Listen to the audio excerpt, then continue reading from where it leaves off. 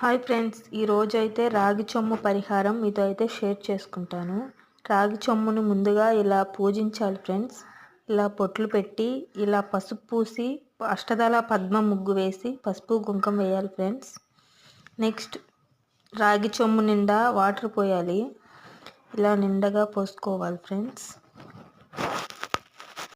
నిండా వాటర్ నింపిన తర్వాత ₹1 కాయిన్ అందులో వేయాలి. కొంచెం 3 సార్లు పసుపు, 3 సార్లు కుంకుమ 3 సార్లు వేసి కొంచెం గంధం కూడా తీసుకొని 3 సార్లు వేయాలి ఫ్రెండ్స్.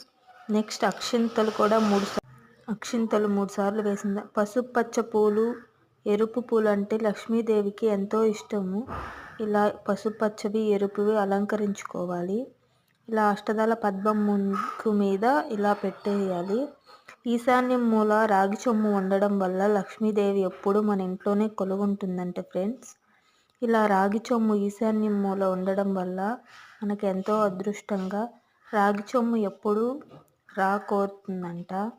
అందుకని రాగి చెంబుని ఇలా అలంకరించుకొని పెట్టుకోవడం వల్ల రాగి చెంబు మనకి రెస్పాన్స్ అవుతుందంట, మన కష్టాలన్నీ తీరుస్తుందంట. ఓకే ఫ్రెండ్స్, నచ్చినట్లయితే సబ్స్క్రైబ్.